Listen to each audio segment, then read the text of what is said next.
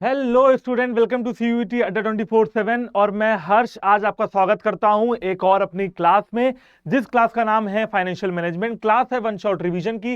वादा ये कि 40-45 मिनट्स में 50 मिनट्स में हम अपने पूरे चैप्टर को कवर करेंगे, वन शॉट रिवीजन करेंगे, जिससे आपकी सीयूईटी की प्रिपरेशन और ज्यादा बेहतरीन हो जाए और ज्यादा मजबूत हो जाए, लोहा हो जाए।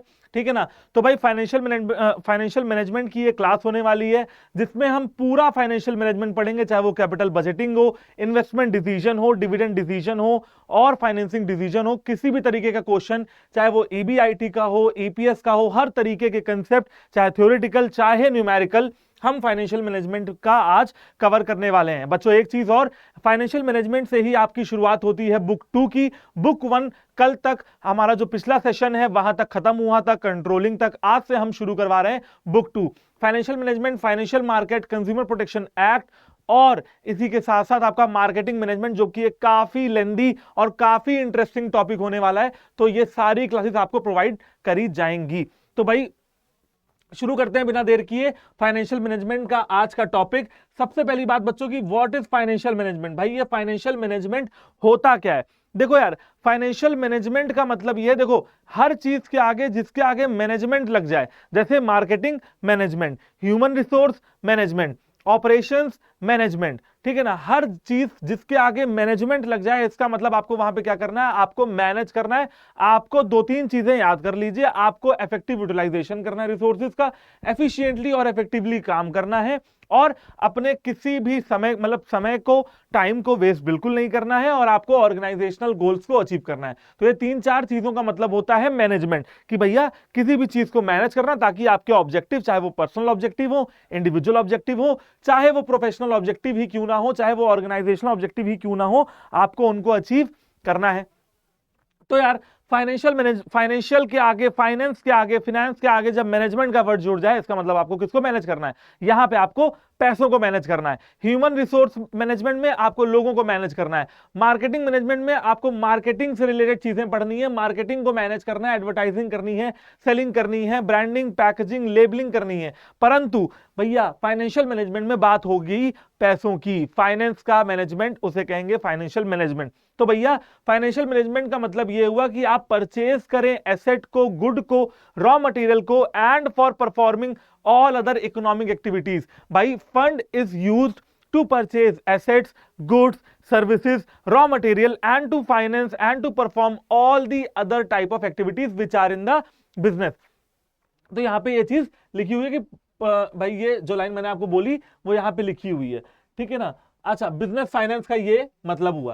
फिर आगे देखते हैं, precisely it is required for running all the business operations. ठीक है, हर तरीके का बिजनेस ऑपरेशन पूरा करने के लिए, हर तरीके का बिजनेस ऑपरेशन चलाने के लिए भाई financial management is required, business finance is required. अब यहां पे बिजनेस फाइनेंस का बी थोड़ा मिसिंग है, लिख दे रहा हूं, ठीक है। Business finance includes activities concerning the acquisition and conservation of capital funds for meeting and organisational financial needs and objectives. कहा जा रहा है कि बिजनेस फाइनेंस हर वो एक्टिविटी को इंक्लूड करती है जहां पे आपको एक्विजिशन करना है, एक्विजिशन मतलब लेना है, मार्केट से फंड उठाना है, एंड पैसों को बचा के भी रखना है, उनका यूटिलाइजेशन काफी अच्छे से करना है, मतलब कि procurement of funds and utilisation of funds as well.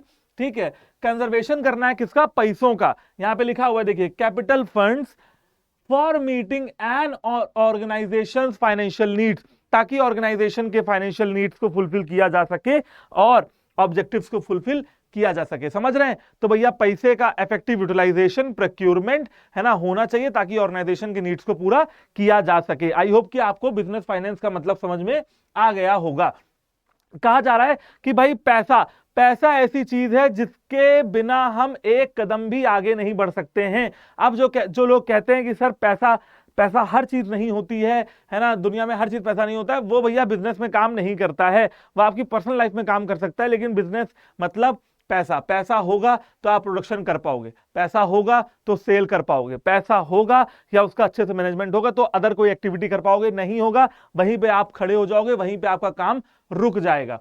ठीक है, तो वही लिखा हुआ है बच्चों, क्या लिखा हुआ है कि भैया बिजनेस फाइनेंस इंपॉर्टेंट इस वजह से है क्योंकि business finance is required to undertake every business operation successfully.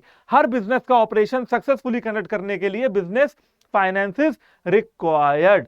समझ गए भाई, इतनी सी बात है भेजे में घुसा लेने का कि भैया बिजनेस फाइनेंस क्या होता है, पैसा लेना, पैसे का इफेक्टिव यूटिलाइजेशन कर देना। अच्छा, 3-4 चीजों के बारे में हम आज बात करने वाले हैं। पहली चीज है आपकी फिक्स कैपिटल, दूसरी चीज है वर्किंग कैपिटल, डाइवर्सिफिकेशन और टेक्नोलॉजिकल अपग्रेडेशन। भाई पैसों की जो जरूरत है वो हमें फिक्स कैपिटल जनरेट करने के लिए हो सकती है, वर्किंग कैपिटल जनरेट करने के लिए हो सकती है, अपने बिजनेस को डाइवर्सिफाई और एक्सपैंड करने के लिए हो सकती है, और इसी के साथ साथ टेक्नोलॉजिकल अपग्रेडेशन करने के लिए भी हो सकती है। बहुत बेहतरीन 3 से 4 चीजों के लिए हम पैसे का यूटिलाइजेशन कर सकते हैं। अब बात बच्चे पूछेंगे कि सर बस इतना ही, ठीक है, इसके अलावा और कहीं पैसे का यूज नहीं होता है? बच्चों होता है, लेकिन वो कैपिटल में आ गया ना। आपको चाय पीनी है, वर्किंग कैपिटल, मशीन खरीदनी है, फिक्स कैपिटल। समझ रहे हैं, फिक्स और वर्किंग कैपिटल आर आ मेजर हेडिंग्स, उसके अंदर सब हेडिंग्स कई एक हो सकती है, वही तो हमको आगे पढ़ना है, तो इसमें कोई भी टेंशन लेने वाली बात नहीं है। चलो भाई फटाफट से देख लेते हैं अगला हमारा क्या टॉपिक है। अगला टॉपिक कहता है फाइनेंशियल डिसीजंस। भाई देखो, 3 तरीके के डिसीजंस, 3 तरीके के फैसले अपन को लेने का है यहाँ पे, क्या, ठीक है। सबसे पहला फाइनेंशियल डिसीजन, दूसरा इन्वेस्टमेंट डिसीजन, और तीसरा फाइनेंसिंग डिसीजन। सारे डिसीजंस का मतलब एक एक करके बताऊंगा। आप इतना समझ लो कि फाइनेंशियल डिसीजन में बात करते हैं फंड्स को उठाने की, फंड्स को प्रोक्योर करने की और फंड्स को यूटिलाइज करने की, मतलब जहां पे फाइनेंस की बात हो। इन्वेस्टमेंट डिसीजन में फैसला लिया जाता है इन्वेस्टमेंट कहां करना है। और इसके अलावा क्या बचा, डिविडेंड डिसीजन। डिविडेंड डिसीजन में देखा जाता है कि हमारी कंपनी कितना डिविडेंड देगी, हमारी कंपनी कब कब डिविडेंड देगी, और कैसे कैसे किस प्रकार से अलग अलग विभिन्न कंडीशंस में डिविडेंड देगी या नहीं देगी। तो इसी फैसले का निर्धारण हमको करना है आगे की पढ़ाई में। चलो शुरू करते हैं फाइनेंशियल डिसीजन से। अब भाई क्या लिखा हुआ है, मैंने आपको जैसा बताया कि फाइनेंशियल डिसीजन प्योरली ये करता है कि भाई आपको फाइनेंस कहां से लेना है, आपको फंड कहां से लेना है। अब किसी भी बिजनेस के लिए आपने, आजकल एक बड़ा फेमस शो है, फेमस शो का नाम है शार्क टैंक, ठीक है, शार्क टैंक। शार्क टैंक सभी बच्चों ने कभी ना कभी हो सकता है यूट्यूब पे या टीवी पे देखा हो, और वो भी शार्क टैंक इंडिया, जिसमें अश्नीर ग्रोवर, नमिता थापर, विनीता सिंह, अमन गुप्ता जो कि बोर्ड के सीईओ हैं, पीयूष बंसल लेंसकार्ट वाले, ठीक है, और अमित जैन वो car-dekho.com, ठीक है। तो ये सब लोग उसमें हैं।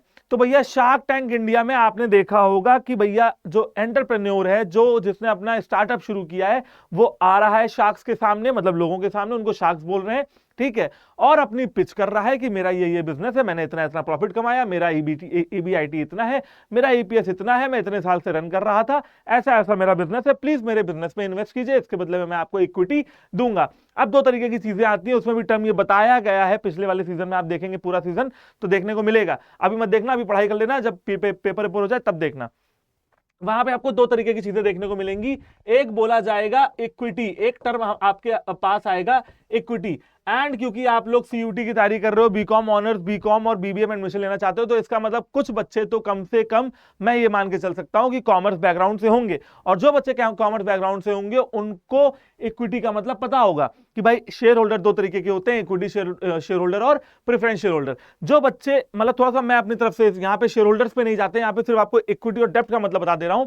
बच्चों देखो, मुझे पैसा लेना है, मैंने बताया ना शार्क टैंक में जब उसमें स्टार्टअप करने वाला जो फाउंडर है वो जा रहा है और शार्क से पैसा मांग रहा है, इसका मतलब वो क्या कह रहा है कि मुझे फाइनेंस दे दो, मुझे पैसा दे दो, मैं अपने बिजनेस को आगे बढ़ाऊंगा। तो क्या शार्क बेवकूफ बैठे हैं कि तुमको पैसा दे देंगे? कुछ लेंगे भी तो बदले में। तो वो 2 तरीके की चीजों पे पैसा देते हैं। पहला इक्विटी। तो व्हाट इज इक्विटी? इक्विटी मतलब कंपनी की हिस्सेदारी, कंपनी की भागीदारी। समझ रहे हैं ना, कि मतलब अब मेरा हिस्सा मुझे दे दो, तो वो डील हो जाती है कि भैया मैं तुमको 1 करोड़ रुपए दूंगा 10% इक्विटी के लिए। समझ रहे हो? तो मतलब कि कंपनी का 10% हिस्सा अब शार्क के पास चला गया और बाकी 90% उस स्टार्टअप करने वाले बंदे के पास है, और इसके बदले में शार्क्स ने उसको 1 करोड़ रुपए दिया। समझ रहे हैं? पैसे के बदले इक्विटी। इक्विटी बोले तो मालिकाना हक, भागीदारी, हिस्सेदारी। समझ गए? और एक वर्ड यूज होता है बच्चों, डेप्ट। भैया डेप्ट क्या होता है? डेप्ट मतलब उधार, बोरोइंग।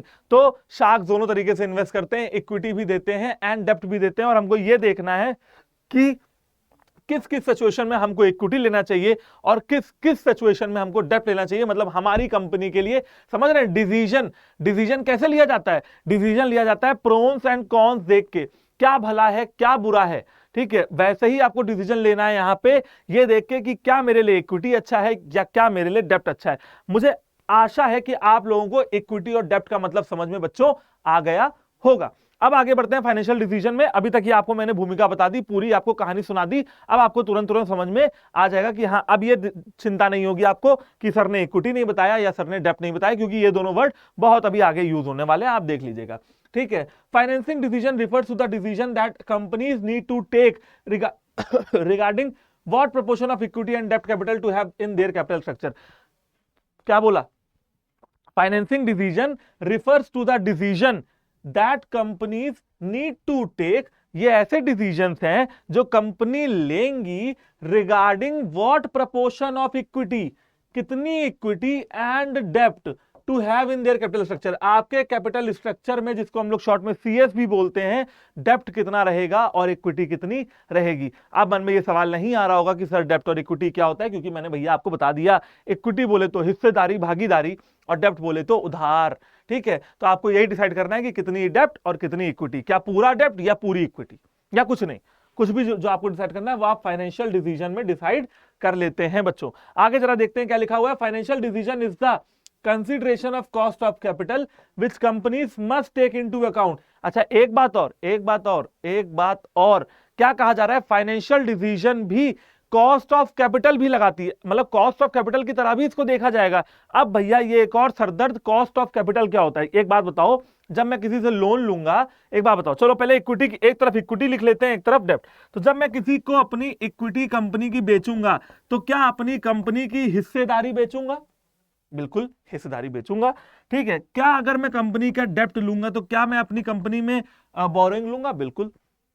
तो अगर मैं कहता हूं कि मैंने अपनी कंपनी की 10% इक्विटी बेच दी, तो दैट इज द कॉस्ट, जो आपको पैसा लेने के लिए देना पड़ा, जो लगाना पड़ा, वो क्या लगाना पड़ा? 10% इक्विटी। और अगर मैं कहूं कि मैंने लोन लिया 14% इंटरेस्ट पे, तो ये इंटरेस्ट क्या है? इंटरेस्ट ही तो है, ब्याज।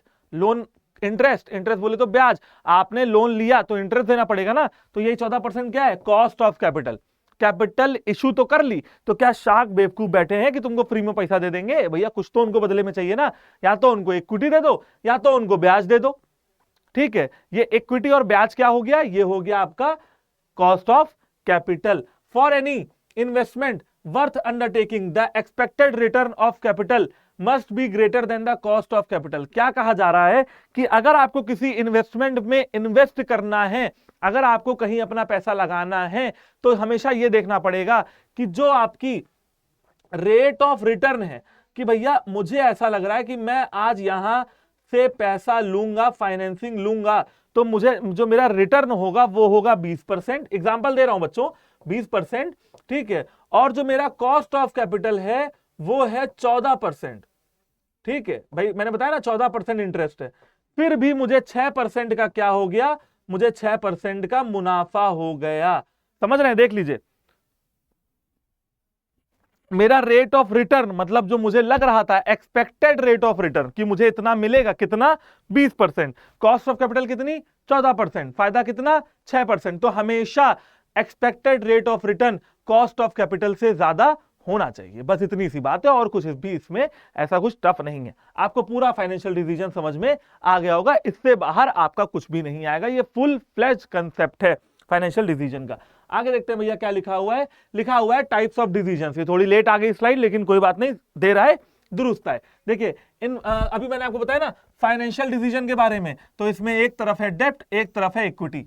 ठीक है बच्चों, अब जरा इधर देख लेते हैं, ताका झाकी कर लेते हैं इनके पड़ोस में क्या लिखा हुआ है। इन्वेस्टमेंट डिसीजन, यहां पे तीन तरीके के दो तरीके के डिसीजन है। पहला कैपिटल बजटिंग डिसीजन और दूसरा वर्किंग कैपिटल डिसीजन। एक तो आपको कैपिटल बजटिंग डिसीजन लेना है और एक आपको वर्किंग कैपिटल डिसीजन लेना है। वर्किंग कैपिटल और फिक्स कैपिटल के डिसीजन लेने पड़ेंगे। आगे देखिए डिविडेंड डिसीजन। डिविडेंड कैसे बांटेंगे? क्या डिविडेंड रिटेन्ड अर्निंग करके बांटेंगे या डिविडेंड प्योर बांट देंगे? तो भैया ये कुछ चीजें हमें देखनी है आगे आने वाले कंटेंट में।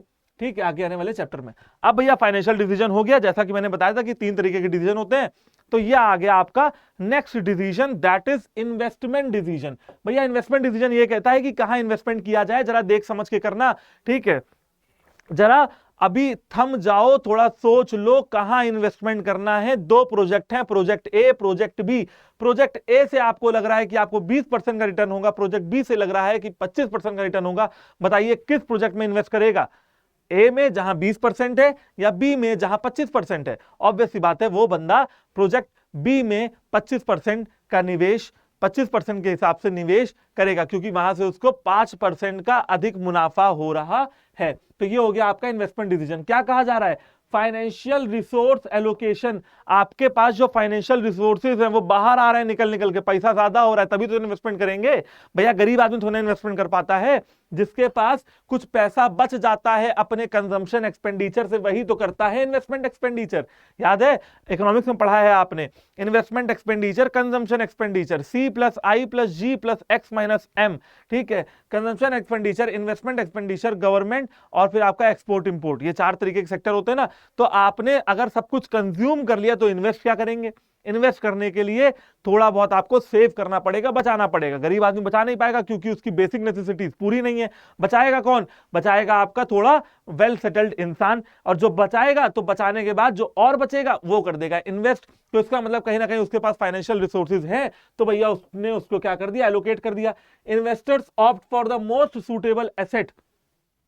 इन्वेस्टर क्या सोचते हैं कि मुझे मोस्ट सुटेबल एसेट मिल जाए इन्वेस्टमेंट अपॉर्चुनिटी के लिए, based on the risk profile. Risk profile देख के आजकल बड़ा फेवरेट इन्वेस्टमेंट चला है म्यूचुअल फंड। ठीक है, आपने सुना होगा टीवी में सचिन तेंदुलकर से लेके बड़े बड़े लोग म्यूचुअल फंड का ऐप, म्यूचुअल फंड के ऐप का ऐड कर रहे हैं, जैसे ग्रो ऐप, जैसे शेयर खान, जीरोधा, ये कुछ ऐप्स हैं जहां पे आप म्यूचुअल फंड की ट्रेडिंग कर सकते हैं। और जल्दी जल्दी एक लाइन बोल देता है, mutual fund are subject to market risk, please read the offer document carefully before investing. कहा जाता है कि म्यूचुअल फंड रिस्क के दायरे में आते हैं और सारे डॉक्यूमेंट्स को पढ़ लें इन्वेस्ट करने से पहले।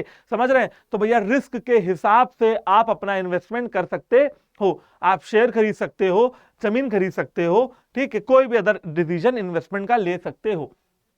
ठीक है, इन्वेस्टमेंट ऑब्जेक्टिव। अब आपका इन्वेस्टमेंट ऑब्जेक्टिव क्या है? अगर आपका ये इन्वेस्टमेंट ऑब्जेक्टिव है कि मैं अगले 25 साल तक थोड़ा थोड़ा पैसा लगाता रहूं, ठीक है, और जब मैं बहुत बूढ़ा हो जाऊं तो मैं उस पैसे को निकाल लूं और मेरा बुढ़ापा मजे से कट जाए, तो तब आप क्या कर सकते हो? तब आप म्यूचुअल फंड खरीद सकते हो, SIP जनरेट कर सकते हो, सिस्टमैटिक इन्वेस्टमेंट प्लान जनरेट कर सकते हो, जो कि 500 रुपए 1000 रुपए से शुरू हो जाती है। ठीक है, तो एक तो ये हो गया। And return expectation. और मेरी एक्सपेक्टेशन क्या है? मुझे रातों रात अमीर बनना है, 25 दिन में पैसा डबल चाहिए। अक्षय कुमार की मूवी देखी होगी आपने, हेरा फेरी फिर हेरा फेरी, जिसमें वो 25 दिन में 20 दिन में पैसा डबल करने की कोशिश में सारा लुटा देता है। तो अक्षय कुमार का जो उसमें बना हुआ है, जो भी उसने एक्टिंग की है, एक्टर की जो उसका रोल था, उसका एक्सपेक्टेशन बड़ा हाई था कि 20 दिन में पैसा डबल हो जाएगा। समझ रहे हैं? तो भैया 3-4 तरीके की चीजें आती हैं बच्चों। पहला क्या आता है? रिस्क प्रोफाइल, दूसरा आता है इन्वेस्टमेंट ऑब्जेक्टिव, और तीसरा आता है रिटर्न एक्सपेक्टेशन। आप इन तीनों चीजों को देख के, रिस्क मैंने बता दिया, इन्वेस्टमेंट मैंने बता दिया, और एक्सपेक्टेशन मैंने बता दी, इन तीनों चीजों को देख के जब आप इन्वेस्टमेंट डिसीजन लेते हो, तो मतलब फाइनेंशियल रिसोर्स का एलोकेशन करते हो, तो उसे हम लोग क्या कहते हैं? Investment decision. आप चाहें तो एक बार और पढ़ के बता देता हूं। It refers to financial resources allocation, investors opt for the most suitable asset और investment opportunity based on risk profile, investment objective and return expectations. ठीक है, आगे बहुत लंबी चौड़ी कहानी मैंने लिखी हुई है, आप फुर्सत से इसको पढ़ लेना। एक बार पढ़ के देख भी लेते हैं क्या लिखा हुआ है। Firms have limited financial resource.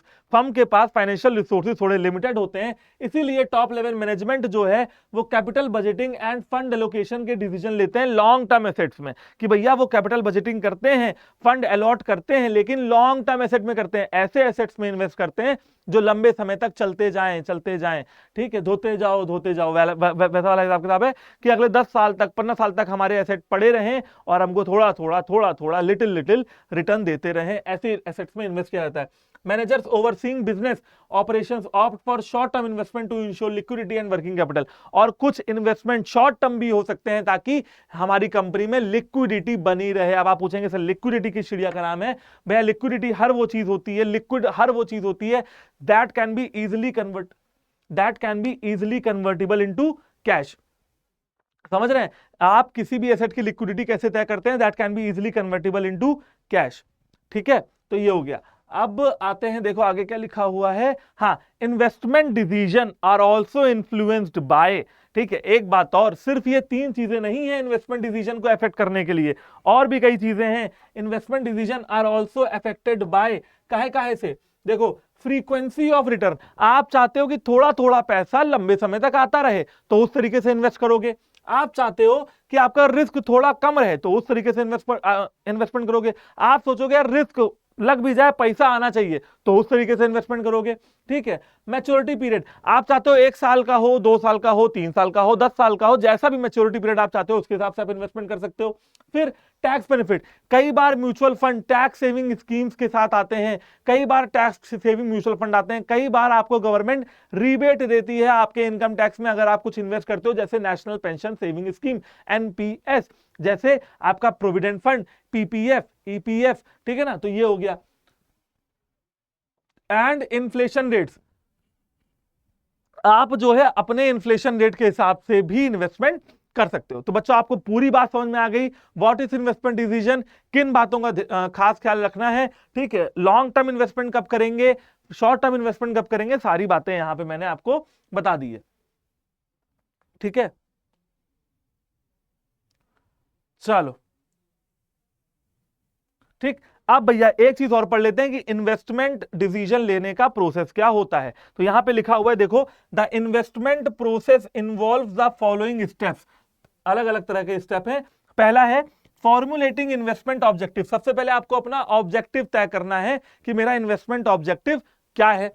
उसके बाद असर्टेनिंग द रिस्क प्रोफाइल, फिर आपको रिस्क प्रोफाइल देखनी है कि मेरा रिस्क प्रोफाइल कितना स्ट्रांग है। And allocating assets and monitoring performance, फिर आपको एसेट्स को अपने अलॉट कर देना है, जो भी आपके पास पैसा वैसा है आपने उसको अलॉट कर देना है। एंड मॉनिटरिंग परफॉर्मेंस, ठीक है, फिर आपको परफॉर्मेंस भी अपनी मॉनिटर करती रहनी है कि मेरा जो मैंने इन्वेस्टमेंट किया था वो अभी कितना चल रहा है। आगे देखते हैं भाई अगली स्लाइड में क्या लिखा हुआ है, ये देखिए, जिसका इंतजार था वो घड़ी आ गई आ गई। ठीक है, क्या है घड़ी का नाम, dividend decision. Dividend decision my most favourite topic, क्योंकि इसमें जो एक ये आता है ना टॉपिक, एक इसमें अभी सबसेट आएगा, फैक्टर्स अफेक्टिंग डिविडेंड डिसीजन। बहुत प्यारा टॉपिक है, बहुत अच्छा टॉपिक है, आज की क्लास में ही कोशिश करेंगे खत्म करवाया जाए। देखो भाई, डिविडेंड डिसीजन पढ़ना है तो भैया डिविडेंड क्यों देते हैं, कैसे देते हैं, जरा मैं अपनी भाषा में आपको आसान भाषा में समझा देता हूं। ठीक है, क्या लिखा हुआ है, डिविडेंड का मतलब ये होता है, ठीक है, देखिए 2 तरीके के शेयर होते हैं, पहला होता है इक्विटी, दूसरा होता है प्रेफरेंस। इसी प्रकार से 2 तरीके की सिक्योरिटीज होती हैं, शेयर्स और डिबेंचर्स। जब हम डिबेंचर्स हम अपने कंपनी में पैसा लेने के लिए इशू करते हैं, ठीक है ना, तो हमको पब्लिक से पैसा मिलता है और पब्लिक को भी चाहिए कि भाई बदले में उनको कुछ मिले, तो उनको हम देते हैं इंटरेस्ट। जैसे आपने अकाउंट्स में जब क्वेश्चन पढ़ा होगा तो पढ़ा होगा 12% डिबेंचर, 11% डिबेंचर, 9% डिबेंचर, 8% डिबेंचर। ये 8%, 9, 10, 11, 12% क्या है, ये डिबेंचर पे लगने वाला इंटरेस्ट रेट है जो हमें पब्लिक को वापस करना पड़ेगा। और एक तरफ आता है शेयर, शेयर में हम इंटरेस्ट नहीं देते हैं, शेयर्स में हम डिविडेंड देते हैं। तो आपको इतनी बात समझ में आ गई होगी कि शेयर में देते हैं डिविडेंड, डिबेंचर में देते हैं इंटरेस्ट, इतनी बात समझ में आ गई होगी। अब समझते हैं कि भैया ये जो हमारा डिविडेंड है ये डिसीजन में होता क्या है। आपको डिविडेंड डिसीजन लेना है कि डिविडेंड इस साल जाएगा, मतलब हमारे शेयर होल्डर्स को पैसा मिलेगा डिविडेंड का, नहीं मिलेगा। अच्छा, अगर मिलेगा तो कितना मिलेगा, ठीक है, कैसे मिलेगा, क्यों मिलेगा और कब कब कितने फ्रीक्वेंट टाइमिंग में मिलता रहेगा, क्या रेट फिक्स रहेगा या नहीं रहेगा, अमाउंट ऑफ डिविडेंड कितना रहेगा, बस इसी का फैसला आपको लेना है। ठीक है, अच्छा डिविडेंड देंगे कहां से देंगे डिविडेंड अपने इक्विटी शेयर होल्डर्स को, भैया डिविडेंड देंगे अपने रिटेन्ड अर्निंग से। अब सर आप नए नए टर्म बता रहे हैं तो मतलब बता नहीं रहे, भैया रिटेन्ड अर्निंग का क्या मतलब होता है, बिल्कुल शॉर्ट में समझिए। आपके घर में आपके फादर, मदर या अदर कोई भी अगर इनकमिंग मेंबर है जो घर में पैसा कमाता होगा, वो सेव जरूर करता होगा। आप अभी स्टूडेंट हैं, जब आप पैसा कमाएंगे, जब आप किसी अच्छी जॉब में अच्छा बिजनेस कर रहे होंगे, ठीक है ना, जब आप पैसा कमाओगे तो आप सेव करोगे, और सब लोग सेव करते हैं। क्यों, क्योंकि कल किसने देखा है, मान लो कल कोई पैसों की जरूरत पड़ गई तो कैसे आएगा पैसा, है ना, कोई मेडिकल खर्चा हो गया, कोई दवाई ववाई का खर्चा हो गया तो कैसे पैसा आएगा, तो हम लोग सब लोग हाउस होल्ड में सेव करते हैं। अगर हाउस होल्ड वाला पैसा बचाता है तो उसको सेविंग कहते हैं। इतनी बात तो समझ में आ गई होगी, दिमाग के दरवाजों के अंदर गई होगी। ठीक है, बस हाउस होल्ड करता है, पैसा बचाता है, तो उसे कहते हैं सेविंग। और जब कोई कंपनी, जब कोई फर्म, जब कोई अदर ऑर्गेनाइजेशन पैसा बचाती है तो उसको कहते हैं रिटेन्ड अर्निंग। बस सिंपल बात। रिटेन्ड अर्निंग का मतलब पूछ रहे थे, सिंपल बात कि सर सेविंग जब हम घर वाले करते हैं, रिटेन्ड अर्निंग जब फर्म और बिजनेस करती हैं। इसमें और भी चीजें, लेकिन आप इतना समझ सकते हैं कि हाँ भाई आपको रिटेन्ड अर्निंग का मतलब समझ में आ जाए। तो भैया डिविडेंड देंगे कहां से? डिविडेंड देंगे अपन रिटेन्ड अर्निंग से। जरा एक बार पढ़ लेते हैं क्या लिखा हुआ है। The dividend is that portion of the profit that is distributed to the shareholders. ठीक है, प्रॉफिट का वो हिस्सा जो शेयर होल्डर्स में बट जाए, डिस्ट्रीब्यूट हो जाए, that is known as dividend decision. Involved here is how much the profit earned by the company after paying the taxes is to be distributed to the shareholders. अपने सारे खर्चे निकाल लेने के बाद, अपने सारे टैक्स इंटरेस्ट दे देने के बाद जो प्रॉफिट बचा उसमें से डिविडेंड कितना जाएगा, ये हम लोग इसमें देखते हैं। It also included the part of the profit that should be retained in the business। ठीक है, और ये भी दर्शाता है कि कितना पैसा आपको बिजनेस में बचा लेना है, कोई डिविडेंड नहीं देना है। When the current income is reinvested, the retained earning increase the firm's future earning capacity। कहा जा रहा है कि जब आप डिविडेंड नहीं देते हैं और अपना पूरा पैसा बचा लेते हैं और उस पूरे पैसे को बचा के री इन्वेस्ट कर देते हैं, इन्वेस्टमेंट पे इन्वेस्टमेंट कर देते हैं, दैट इज नोन एज, मतलब उसका क्या रिजल्ट होता है? उसका रिजल्ट होता है कि फर्म की फ्यूचर अर्निंग कैपेसिटी बढ़ जाती है, कि हम कल और पैसा कमाएंगे। समझ रहे हो यार? समझ रहे हो? आज कर रहे हैं क्या सेविंग, है ना, और अपने पैसे को बचा रहे हैं और कल अपने बेहतरी के ऊपर लगा रहे हैं, तो फर्म की फ्यूचर अर्निंग कैपेसिटी बढ़ जाएगी। समझ रहे हो? सिंपल सी बात है। तो ये आपका हो गया डिविडेंड डिसीजन। भैया आई होप कि मैं आपको समझा पाया हूंगा कि भैया इन्वेस्टमेंट डिसीजन, फाइनेंसिंग डिसीजन और डिविडेंड डिसीजन क्या होता है। अब आते हैं भैया फैक्टर्स अफेक्टिंग डिविडेंड डिसीजन पे, कि ये डिविडेंड डिसीजन को कौन कौन से फैक्टर्स अफेक्ट करते हैं। जैसा कि मैंने आपको बताया, काफी इंटरेस्टिंग टॉपिक है। ठीक है, छोटा ही है, ज्यादा बड़ा टॉपिक नहीं है, देखते हैं। ठीक है, चलो।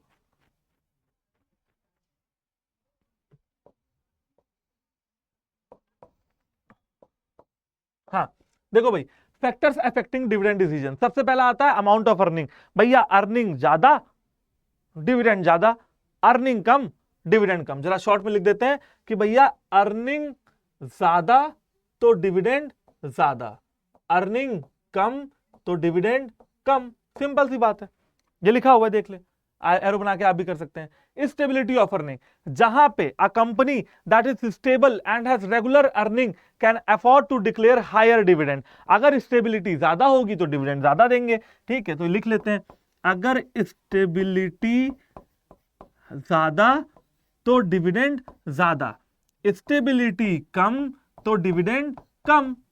सिंपल बात है, स्टेबिलिटी ज्यादा डिविडेंड ज्यादा, स्टेबिलिटी कम डिविडेंड कम, सिंपल है।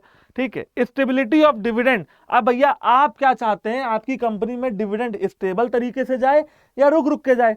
जरा पढ़ लेते हैं। satisfies the shareholder and help in increasing company's reputation. If earning potential is high, it is declared as a high dividend, whereas if the earning is temporary। कहा जा रहा है कि अगर आप रेगुलर डिविडेंड देते हैं तो आपके शेयर होल्डर सेटिस्फाई रहते हैं और आपकी कंपनी की रेपुटेशन अच्छी होती है। तो अगर आप चाहते हो कि आपके डिविडेंड स्टेबल हो तो आप दे सकते हो, आपकी मर्जी है, अगर पैसा कमा रहे हो तो स्टेबिलिटी ऑफ डिविडेंड आप अपने हिसाब से तय कर सकते हो। ठीक है ना, आगे देखते हैं। डिविडेंड डिसीजन, ग्रोथ अपॉर्चुनिटीज, किसकी बात हो रही है? Growth opportunities. अगर आपकी कोई कंपनी है, ठीक है, अगर आपकी कंपनी में ग्रोथ करनी है, अगर उसको पैसा लगाना है एक्सपेंशन के लिए, डाइवर्सिफिकेशन के लिए, तो भैया डिविडेंड मत दो, क्योंकि डिविडेंड दे दोगे तो पैसा बचेगा ही नहीं। तो पैसा बचाओ, ग्रोथ करो, एक्सपैंड करो, डाइवर्सिफाइड करो। ठीक है, टारगेट बढ़ाओ और डिविडेंड में पैसा मत लगाओ। तो भैया अगर ग्रोथ करनी है, ठीक है, अगर ग्रोथ ज्यादा तो डिविडेंड कम, और अगर ग्रोथ कम चाहिए तो डिविडेंड बांट दो, कोई बात नहीं। तो ये आप लिख सकते हैं। कैश फ्लो पोजीशन, कई बार बच्चों क्या होता है कि कंपनी में प्रॉफिट तो आता है, प्रॉफिट तो कमाती हैं कंपनियां, लेकिन सारा सामान क्रेडिट पे बेचने की वजह से, सारा सामान उधार पे बेचने की वजह से उनका जो कैश फ्लो होता है वो बहुत कम हो जाता है, कैश होता नहीं है। प्रॉफिट तो कमा लिया भैया, कागज पे दिख रहा है पैसा बहुत आया है, लेकिन आया कुछ है ही नहीं, क्योंकि सब तो क्रेडिट पे बिका है, उधार पे बिका है। तो अब बात आती है कैश की।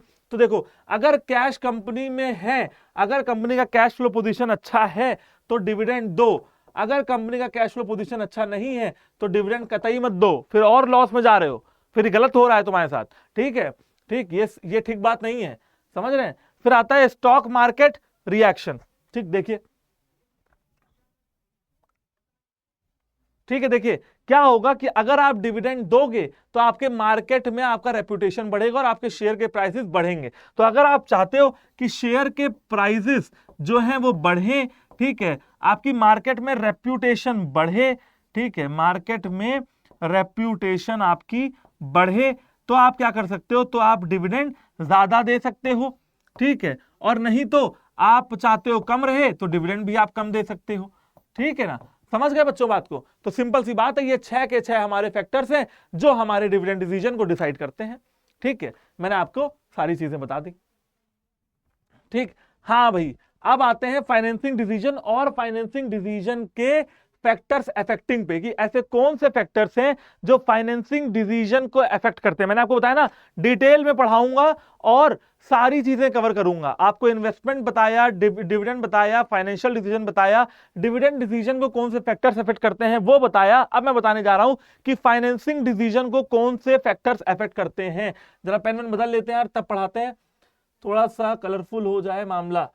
येलो ले लेते हैं। हाँ, फैक्टर्स अफेक्टिंग फाइनेंसिंग डिसीजन, कौन कौन से फैक्टर्स हैं जो फाइनेंसिंग डिसीजन को अफेक्ट करते हैं। सबसे पहला आता है कॉस्ट। ठीक है, अगर आपको कॉस्ट कहीं से महंगी पड़ रही है तो वहां से पैसा मत उठाओ। मतलब कि जिस इलाके में, जिस जिस जगह से आपका फंड महंगा रेज हो रहा है, रेज तो हो रहा है लेकिन महंगा है, कॉस्ट ज्यादा है, तो क्या कर दो, फाइनेंस कम कर दो। सिंपल देखो, लिख दे रहा हूं, कॉस्ट ज्यादा तो फाइनेंस कम, और अगर कॉस्ट कम तो फाइनेंस बढ़ा दो, कोई बात नहीं। समझ लो, यही लिखा हुआ है, the cost of raising funds from different sources is different. Her source से पैसा उठाने की कॉस्ट डिफरेंट होती है। A financing manager generally prefer the cheapest source of finance, जो चीप हो वहां से पैसा उठाओ। वही मैं कह रहा हूं ना कि कॉस्ट ज्यादा तो फाइनेंस कम, कॉस्ट कम तो फाइनेंस ज्यादा। रिस्क देखो भाई,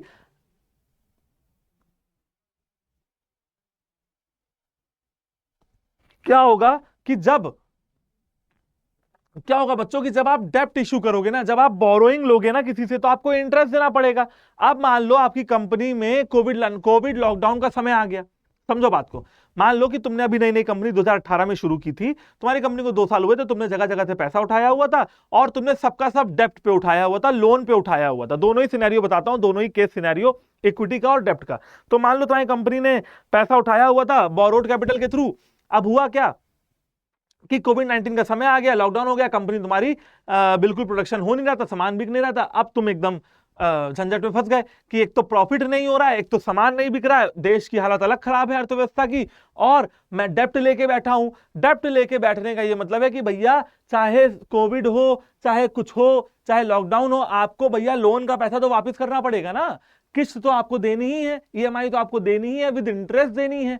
ठीक है, तो वहां पे आपका रिस्क का खतरा बढ़ जाता है। अब सोचो, यही आपने सारा पैसा उठाया था, सेम सिचुएशन 2018 में नई कंपनी शुरू की है, सारा पैसा उठाया था इक्विटी बेच बेच के, तो डेप्ट है ही नहीं। तो जब डेप्ट होगा ही नहीं तो इक्विटी शेयर होल्डर क्या कह पाएंगे, कुछ नहीं कह पाएंगे, क्योंकि वो भी तो हिस्सेदार है ना हमारी कंपनी में। तो अगर कोविड-19 लॉकडाउन आ गया, कोविड-19 का लॉकडाउन आ गया, तो हमारे इक्विटी शेयर होल्डर चुप मार के बैठेंगे। क्यों चुप मार के बैठेंगे, क्योंकि हमारी कंपनी के तो वो भी अब मालिक हैं, वो भी अब हिस्सेदार हैं, तो कुछ बोल ही नहीं पाएंगे। इसीलिए कहा जा रहा है कि रिस्क जो है बोरोड कैपिटल में ज्यादा होता है और इक्विटी कैपिटल में कम होता है। अगर आप रिस्क कम प्रीफर करना चाहते हो तो क्या करो, तो इक्विटी लो, और रिस्क ज्यादा चलेगा तो डेप्ट लो। लिख दे रहा हूं यहां पे, सिंपल सी बात है, रिस्क अगर ज्यादा लेना पसंद करते हो तो लो डेप्ट, ठीक है, और रिस्क अगर कम पसंद है, रिस्क अगर कम पसंद है तो करो इक्विटी। सिंपल सी बात है बच्चों, देखो यहां पे लिख दिया मैंने, ठीक है ना। आगे देखिए, फ्लोटेशन कॉस्ट, भैया हर तरह से पैसा उठाने पे कोई ना कोई कॉस्ट लगती है। पूछेंगे सर शेयर इशू करने में कौन सी कॉस्ट लगती है ना, बेकार की बात कर रहे हैं कि सर शेयर इशू करने में कौन सी कॉस्ट लगती है। भैया शेयर इशू करने में क्या फ्री में हो जाता है काम, क्या सेबी पैसा नहीं लेती है, क्या कोई ब्रोकर पैसा नहीं लेता है, क्या कोई प्रोस्पेक्टस इशू करने का पैसा नहीं होता है, नहीं होता है, होता है। भैया आप शेयर बेचोगे तो भैया प्रोस्पेक्टस इशू करोगे, जनता को बताओगे ना कि हम शेयर बेच रहे हैं, तभी तो कोई आपका शेयर खरीदेगा। पैसा खर्च हुआ, ठीक, सभी को दिया, रजिस्टर करवाया, ब्रोकर को दिया, वो पर्टिकुलर ऐप को दिया जिस ऐप के थ्रू आप अपना वो लिस्टिंग करवा रहे हो, अलग अलग तरीके खर्चे, दैट इज फ्लोटेशन कॉस्ट।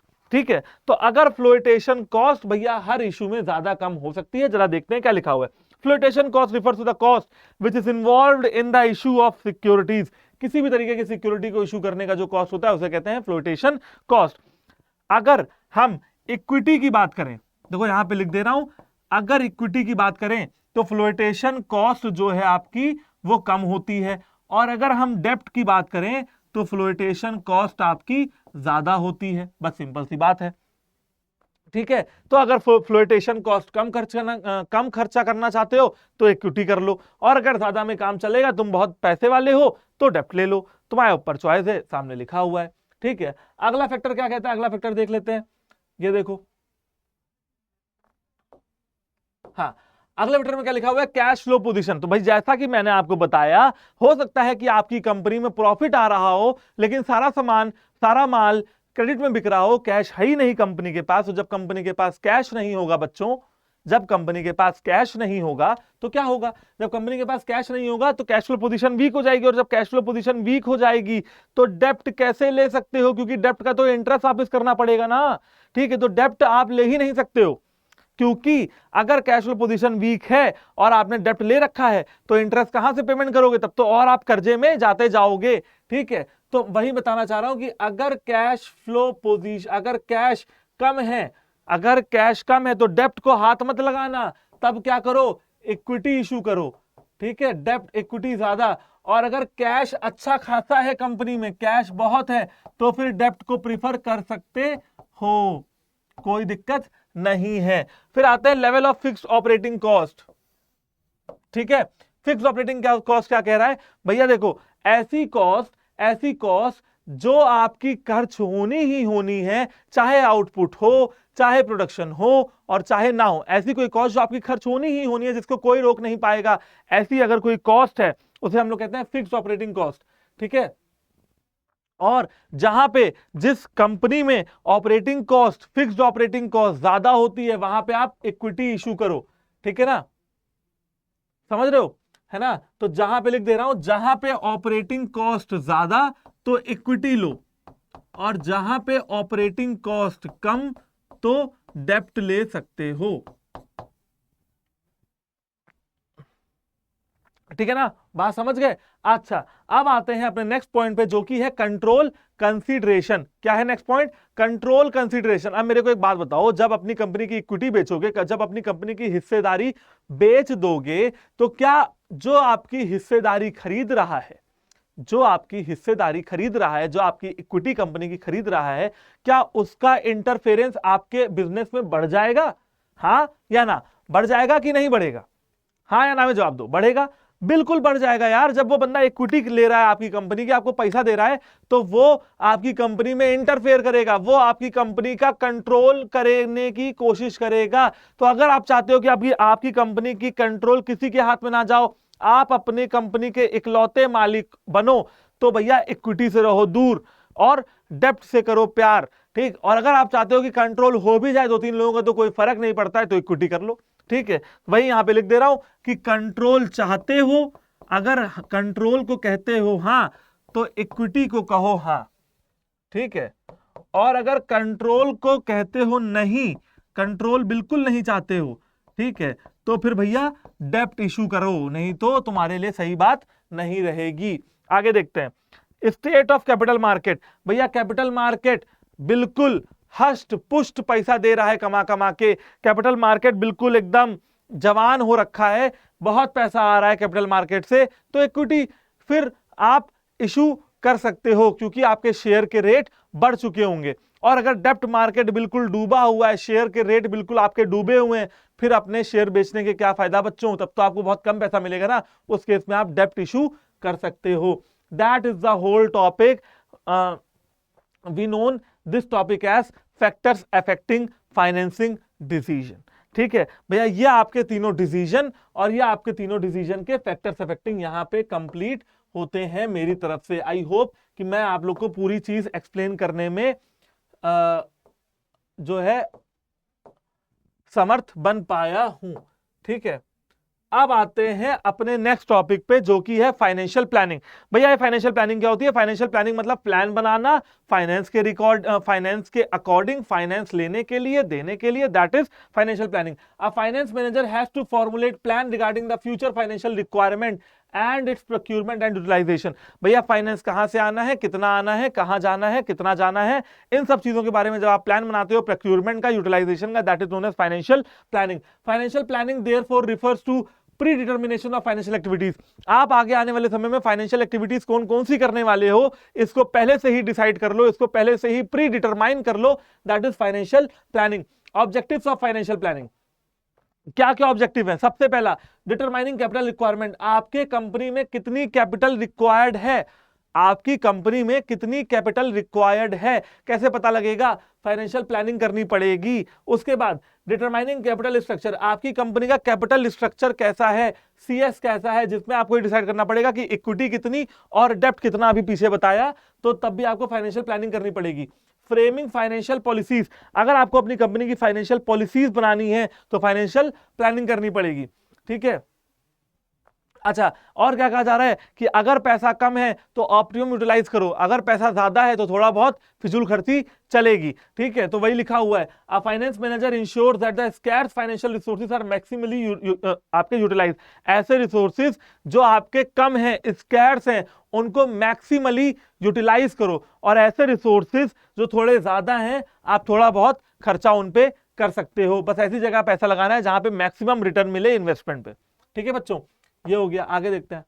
हाँ, फाइनेंशियल प्लानिंग के इंपॉर्टेंस लिखे हुए हैं। हेल्प टू फेस द इवेंचुअलिटीज, ऐसी कोई चीज जो अचानक से आपके बिजनेस पे आ गिरी, ऐसी कोई समस्या जो अचानक से आपके बिजनेस पे आ गई, अगर ऐसी कोई समस्या आपके बिजनेस में आ रही है, ठीक है, तो आप फाइनेंशियल प्लानिंग करके उस समस्या से बच सकते हैं। मैं ये नहीं कहूंगा कि आप उससे बिल्कुल खत्म कर देंगे, लेकिन बच सकते हैं, नुकसान जो होने वाला है उसको कम कर सकते हैं। इसीलिए मैंने यहां पे लिखा है हेल्प टू फेस। ऐसा नहीं है कि आपको एस्केप नहीं करना है, भागना नहीं है उस समस्या से, आपको उस समस्या से बचना है, ठीक है। भाग तो नहीं पाएंगे, बस अपना नुकसान जो है वो थोड़ा कम कर लेंगे। जहां 25 रुपए का नुकसान हो रहा था वहां 20 रुपए का नुकसान होगा, ठीक है। आगे देखिए, helps in avoiding business shock and surprises.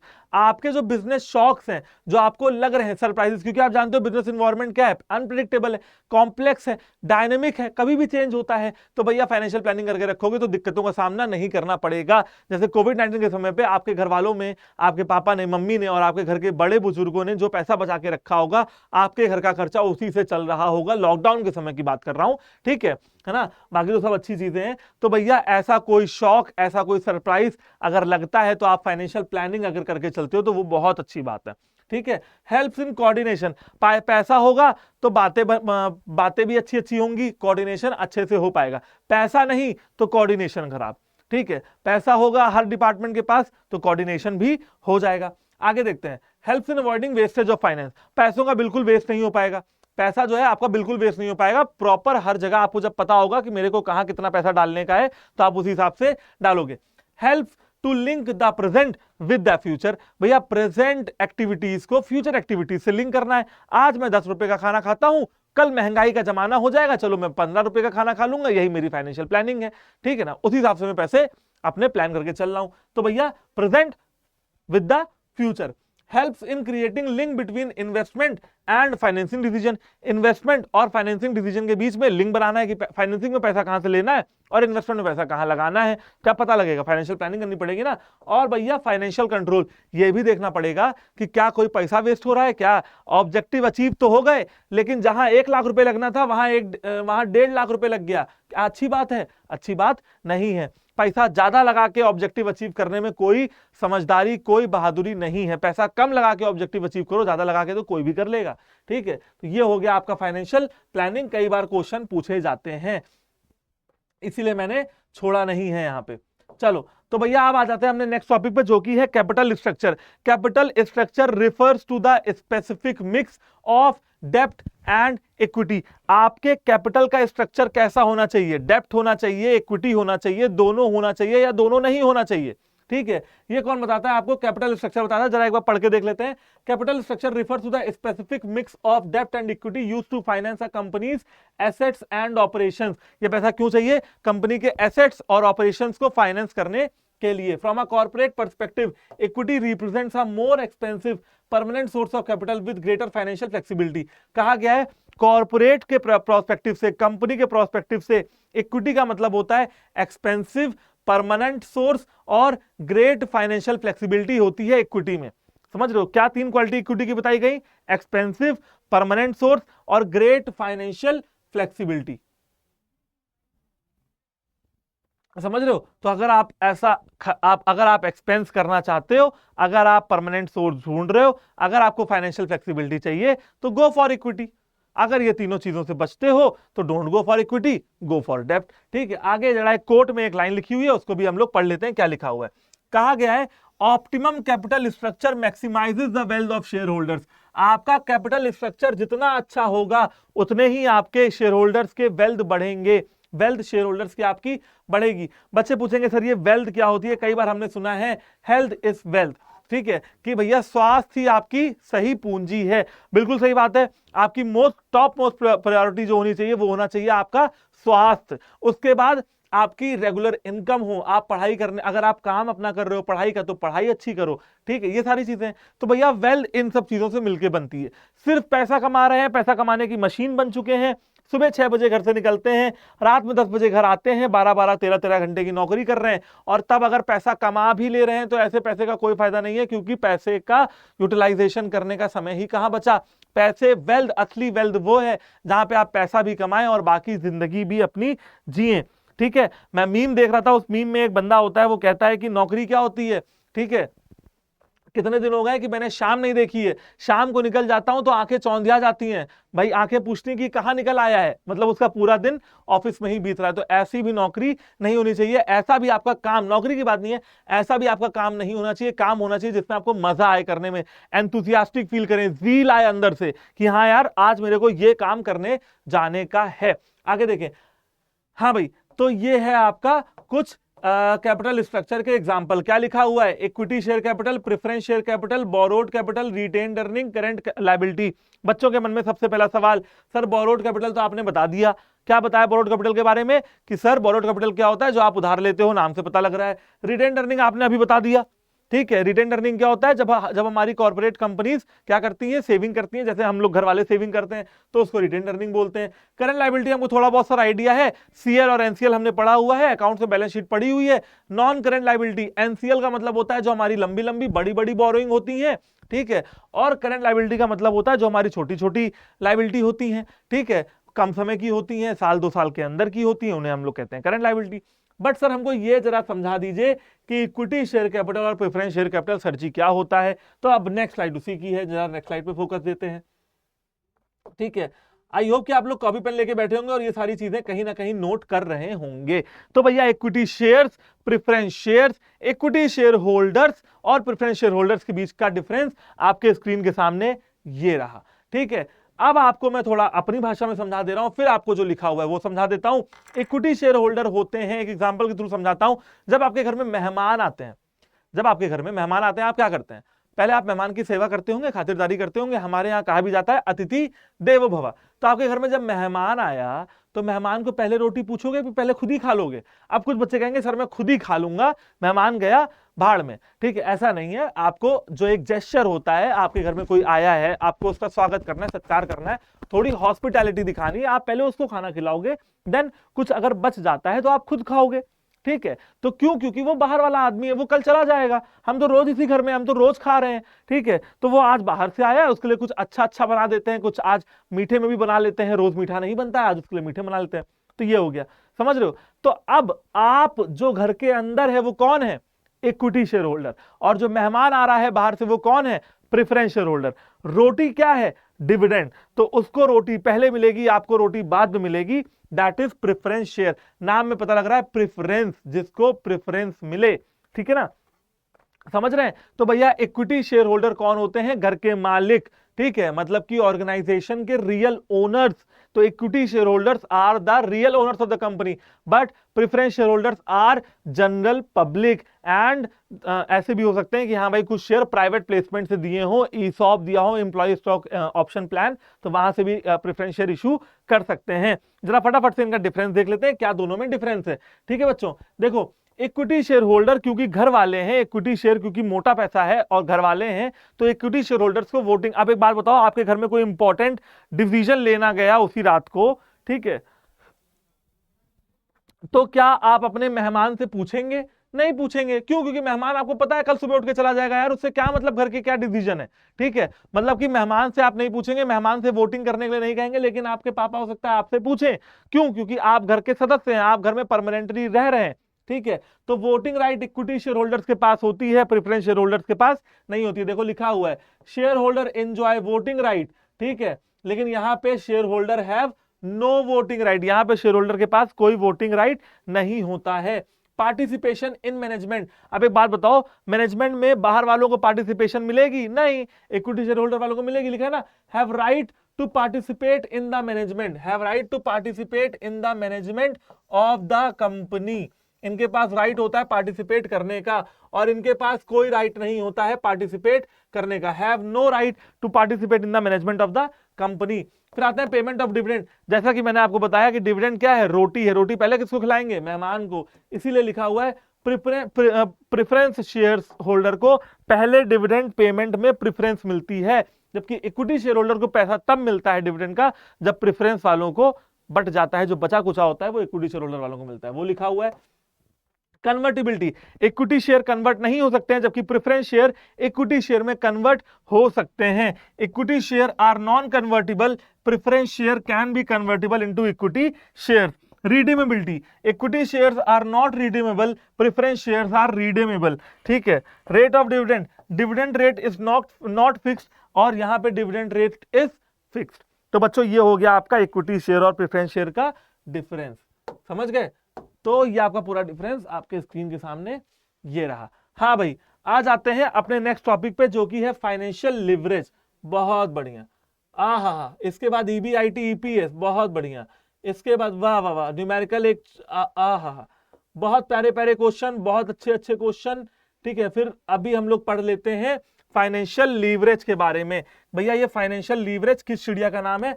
थोड़ा सा बच्चों हमारा टाइम एक्सीड हो रहा है, बट क्योंकि चैप्टर बड़ा है, चैप्टर अब मतलब इसको खत्म कराने के लिए थोड़ा सा टाइम आपको और लगाना पड़ेगा। चैप्टर क्योंकि बहुत बड़ा है तो इस वजह से कवर करने में थोड़ा सा टाइम लग जाता है। कोई बात नहीं, थोड़ा टाइम आज बैठ ही लेते हैं। फाइनेंशियल लेवरेज क्या कहता है? देखो भाई, financial leverage the inclusion of the fixed cost capital, डेब्ट capital and preference share capital along with equity share capital in the capital structure is called financial leverage. कहा जा रहा है कि जब आपकी डेब्ट इक्विटी, ठीक है, equity capital, equity share capital plus preference share capital plus डेप्ट हो जाए, मतलब बच्चों ऐसा कैपिटल स्ट्रक्चर जहां पे इन तीनों चीजों का इस्तेमाल किया गया हो, तब हम उसको कहते हैं फाइनेंशियल लेवरेज। लेवरेज का मतलब है कि आपको थोड़ा सा ऊपर उठा देना, हल्का सा ऊपर उठा देना। कैसे ऊपर उठाएंगे? कि भाई हम इन तीनों चीजों का ऑप्टिमम मतलब रेशियो के हिसाब से हम इनको सम्मिलित करेंगे अपने कैपिटल स्ट्रक्चर में, तो ऐसी सिचुएशन को हम नाम देंगे फाइनेंशियल लेवरेज। समझ गए? ठीक।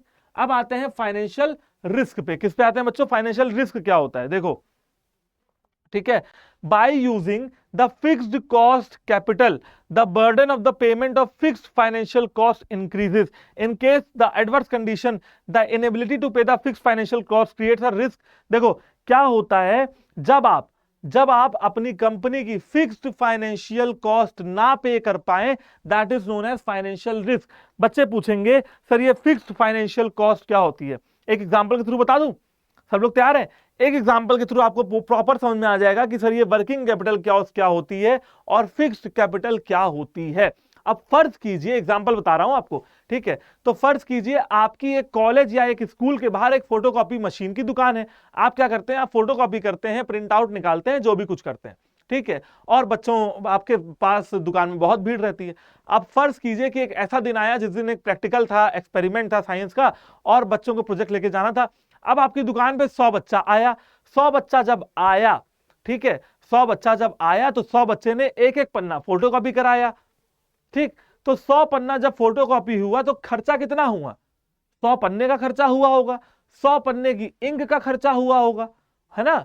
समझ गए? सिंपल सी बात है। अब एक दिन क्या हो गया, एक दिन हो गई एग्जाम की छुट्टी, और छुट्टी तो छुट्टी, उसी बीच संडे भी पड़ गया और उस दिन कोई बच्चा नहीं आया। ठीक है, लेकिन क्या आप अपनी दुकान बंद कर देंगे? नहीं, दुकान बंद नहीं होगी, दुकान खुलेगी। दुकान खुलेगी तो फोटोकॉपी की मशीन चालू होगी, लाइट चालू होगा, पंखा चालू होगा, भले कोई बच्चा आए फोटोकॉपी कराने, चाहे ना आए। समझ रहे हो? तो वो जो लाइट है, वो जो पंखा है, वो जो इलेक्ट्रिसिटी का खर्चा है, वो क्या है? वो है फिक्स्ड कॉस्ट। समझ रहे हो? और जब 100 बच्चे आए थे और आपकी फोटोकॉपी करा के ले गए थे, तो जो आउटपुट के हिसाब से कि भाई 100 पन्ना प्रिंट आउट हुआ तो 100 पन्ना लगा, 100 पन्ने की इंक लगी, तो जब आपके आउटपुट के हिसाब से, जब आपके आउटपुट के हिसाब से आपका खर्चा हो, दैट इज वेरिएबल कॉस्ट। और जब ऐसा खर्चा हो जो होना ही होना है, होना ही होना है, दैट इज फिक्स्ड कॉस्ट। अब आपका स्कूल है, आपके स्कूल में गेटकीपर चाहिए ही चाहिए, चाहे बच्चा 100 हो, चाहे बच्चा 1000 हो, और चाहे बच्चा 10,000 ही क्यों ना हो, गेटकीपर आपको लगेगा। एक बच्चे पे भी गेटकीपर लगेगा। ठीक है ना? तो ये हो गया आपका फिक्स्ड कॉस्ट कैपिटल। तो जब आपकी कंपनी की हालत ऐसी बुरी हो जाए कि आपकी कंपनी फिक्स्ड कॉस्ट भी ना दे पाए, that is known as that is known as financial risk. और अब आते हैं बच्चों trading on equity.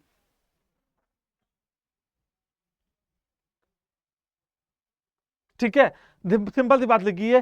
Trading on equity का क्या मतलब होता है? ट्रेडिंग ऑन इक्विटी का मतलब होता है जब आप अपनी कंपनी की borrowed capital and preference share capital, मतलब आप अपनी कंपनी का डेब्ट और प्रेफरेंस शेयर कैपिटल इशू करते हैं on the basis of equity share capital, मतलब ऐसा कुछ प्रपोर्शन में इशू करते हैं जहां पे इक्विटी शेयर कैपिटल के बेस को बना के आप अपनी प्रेफरेंस शेयर कैपिटल और डेब्ट कैपिटल जब इशू करते हैं, that is known as trading on equity. नाम से पता लग रहा है कि इक्विटी पे ट्रेड करना, उसको बेस बनाना है, इक्विटी के पैसे को बेस बनाना है और उसको बेस बना के बोरोड कैपिटल या प्रेफरेंस शेयर कैपिटल इशू करना है। ठीक है भाई, अगला टॉपिक क्या कहता है? वाह, ये अगला टॉपिक आ गया। बच्चों का बेसब्री से इंतजार रहता है कि सर ईबीआईटी और ईपीएस एनालिसिस पढ़ा दीजिए, बड़ा मुश्किल लगता है, समझ में थोड़ा कम आता है, इसका क्या किया जाए। आज ऐसा ईबीआईटी और ईपीएस बताऊंगा कि बिल्कुल भेजे में आपके जाके बैठ जाएगा और यहां से कभी निकलेगा नहीं। जरा देख लेते हैं क्या लिखा हुआ है भैया, ईबीआईटी और ईपीएस एनालिसिस। सबसे पहला सवाल, सर ईबीआईटी क्या होता है और ईपीएस क्या होता है? अरे रुको जरा, सबर करो, बता रहे हैं। ठीक है, ईबीआईटी और ईपीएस एनालिसिस बाद में बताएंगे, पहले जरा क्वेश्चन को समझ लेते हैं। जब क्वेश्चन का आंसर पढ़ेंगे तो ईबीआईटी और ईपीएस अपने आप पता लग जाएगा। देखो एक तरफ लिखा हुआ है लाइबिलिटीज, एक तरफ लिखा हुआ है कंपनी एक्स, एक तरफ लिखा हुआ है कंपनी वाई। ठीक है, क्या लिखा हुआ है जरा शुरू से पढ़ते हैं।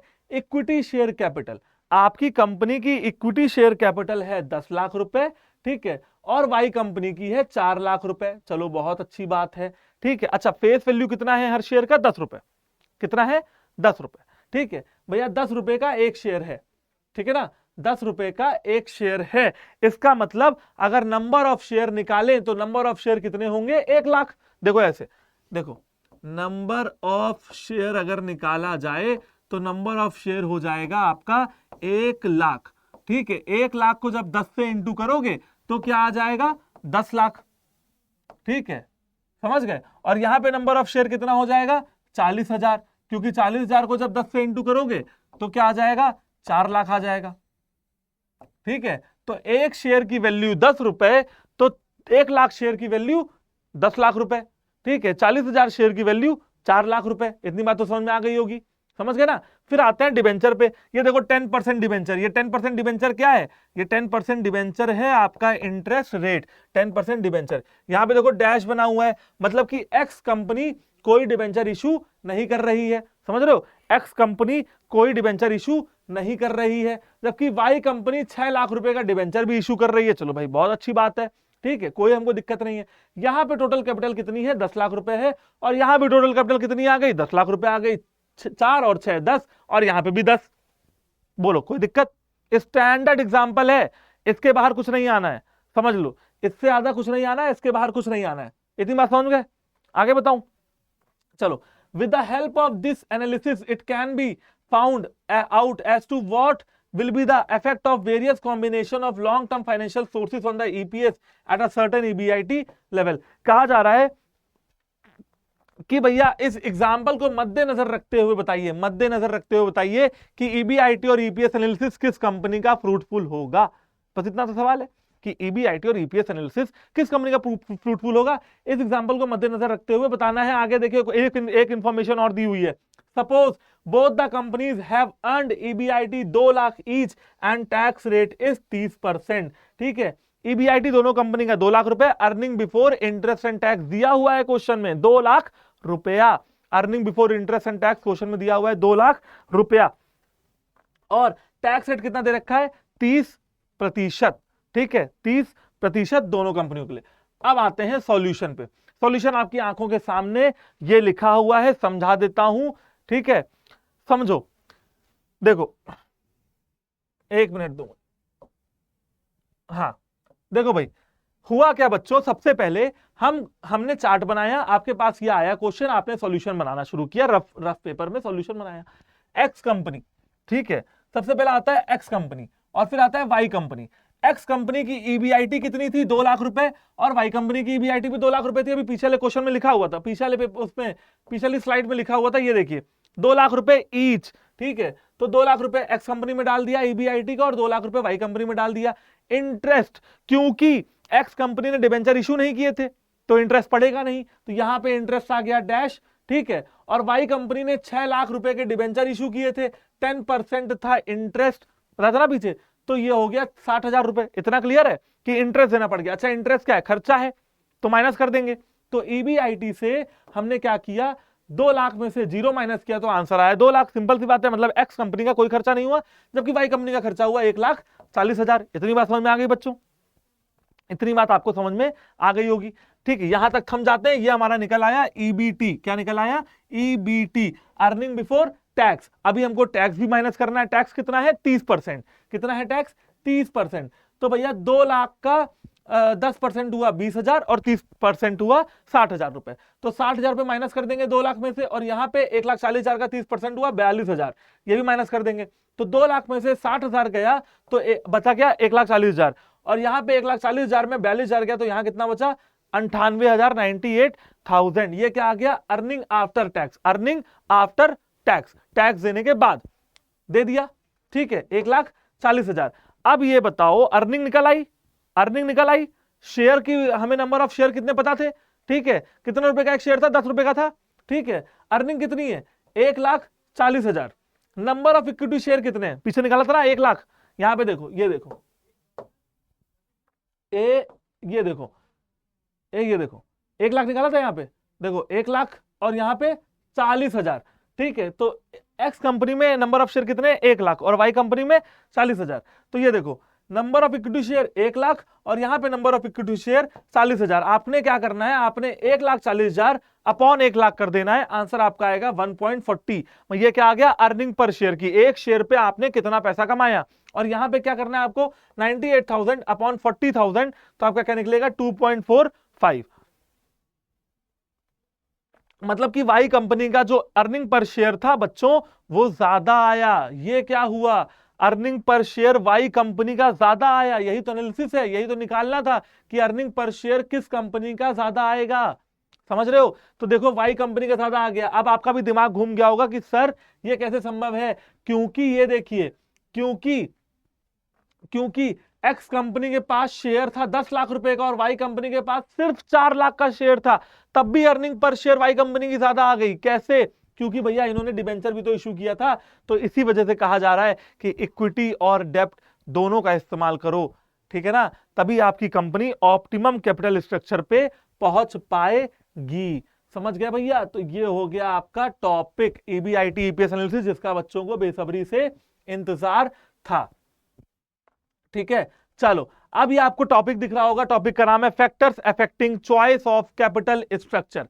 Factor affecting choice of capital structure. आपकी कंपनी की कैपिटल स्ट्रक्चर कैसी हो, कैसी हो? कैसी हो, ऐसी हो, हमारा नेता कैसा हो, ऐसा, ठीक है, कैसा। 14 पॉइंट लिखे हुए हैं, 14 या 13-14 पॉइंट होंगे। क्या लिखा हुआ है कि ये सारे फैक्टर्स हैं जो आपकी कंपनी की कैपिटल स्ट्रक्चर की चॉइस को इफेक्ट डालते हैं, कि इक्विटी हो या डेब्ट हो, आपकी कंपनी की चॉइस को फर्क डालते हैं। सबसे पहला क्या है, कैश फ्लो पोजीशन, फिर क्या है, return on investment, interest coverage ratio, डेब्ट सर्विस रेशियो, कॉस्ट ऑफ डेब्ट, cost of equity, tax rate, flotation cost, risk consideration, flexibility, control, regulatory framework, capital structure of other company और stock market condition. ठीक है, stock market condition फटाफट से बता देता हूं कि भैया आप किस केस में डेब्ट लेंगे और किस केस में इक्विटी। चलो, कैश फ्लो पोजीशन, अगर कंपनी की कैश फ्लो पोजीशन अच्छी है, अगर कंपनी की कैश फ्लो पोजीशन अच्छी है तो डेब्ट ले सकते हो। ठीक है, कैश फ्लो अच्छी तो डेब्ट ले सकते हो, कैश फ्लो कम तो डेब्ट से बचो।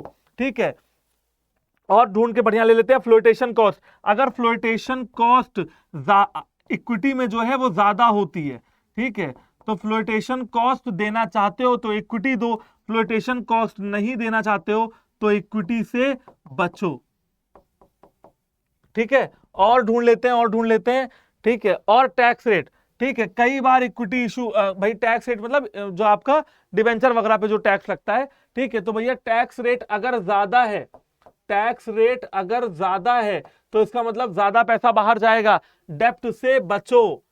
ठीक है, और अगर टैक्स रेट अपना कम है तो डेब्ट, टैक्स रेट कम है तो इक्विटी कर सकते हो।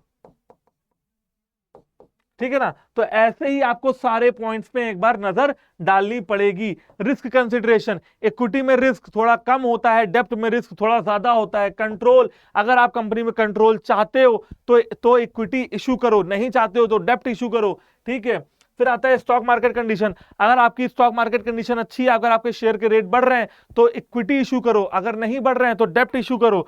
ठीक है, और क्या आता है फ्लेक्सिबिलिटी, अगर आपको कंपनी में फ्लेक्सिबिलिटी चाहिए तो आप डेब्ट इशू करो। ठीक है, इक्विटी मत इशू करो क्योंकि इक्विटी से रिजिडनेस आ जाएगी।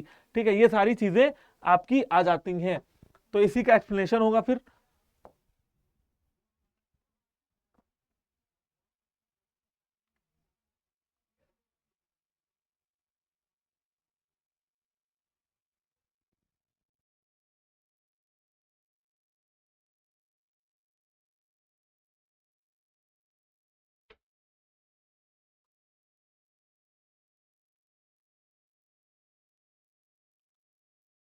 हाँ चलो, ये दो चीजें अभी नहीं बताई है मैंने, जो एक हो गया आपका इंटरेस्ट कवरेज रेशियो कैसे फर्क पड़ेगा, से कैसे फर्क पड़ेगा, और रिटर्न ऑन इन्वेस्टमेंट से कैसे फर्क पड़ेगा।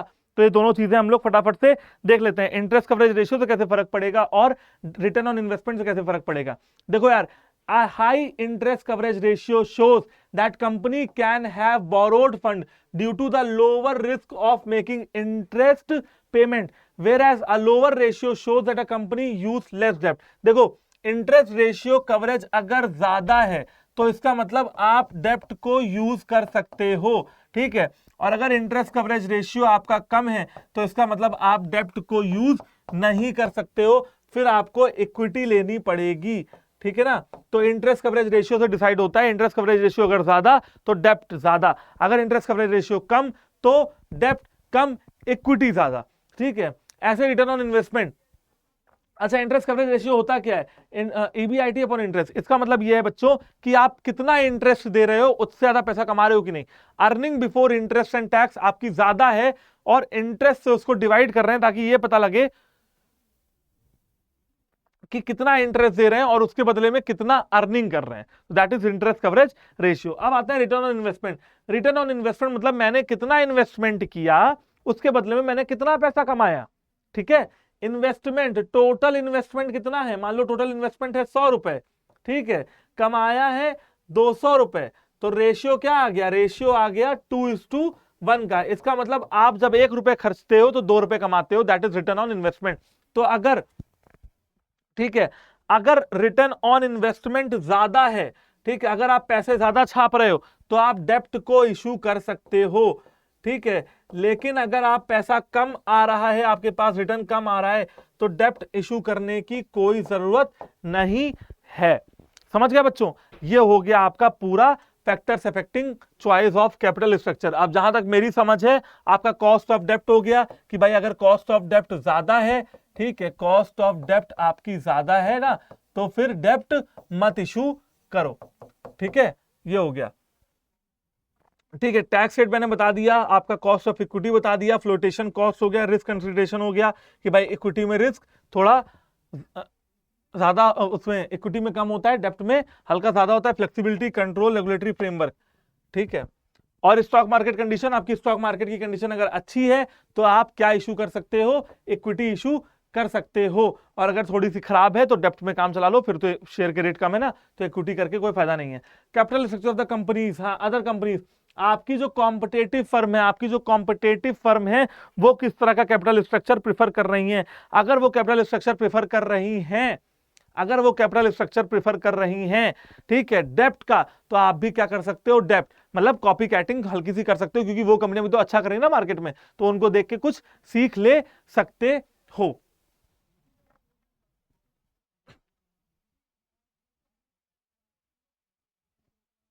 हाँ भाई, अब आते हैं अपने नेक्स्ट टॉपिक पे, जो कि है fixed and working capital concept and determinants. मतलब ऐसे कौन से फिक्स्ड और वर्किंग कैपिटल के डिटर्मिनेंट्स भी हमको पढ़ने हैं कि ऐसे कौन से फैक्टर्स हैं जो फिक्स्ड कैपिटल और वर्किंग कैपिटल पे भी फर्क डालते हैं। सबसे पहले पढ़ लेते हैं बच्चों fixed capital. Fixed capital refers to that capital which is used for purchasing the fix asset. जब आपको फिक्स एसेट खरीदने हैं, जैसे लैंड एंड बिल्डिंग खरीदनी है, मशीनरी खरीदनी है, फर्नीचर खरीदनी है, तो आपको फिक्स कैपिटल की जरूरत पड़ेगी। और वर्किंग कैपिटल क्या हो जाएगी, working capital is required to purchase current assets and to make payment for day to day expenses. अगर आपको रोजमर्रा के खर्चे चलाने हैं तो आपको वर्किंग कैपिटल की जरूरत पड़ेगी। और अगर आपको फिक्स एसेट खरीदने हैं, मशीनरी, बिल्डिंग, ये सब खरीदना है, फर्नीचर खरीदना है, तो फिक्स कैपिटल की जरूरत पड़ेगी। आगे देखते हैं भैया क्या डिटर्मिनेंट है।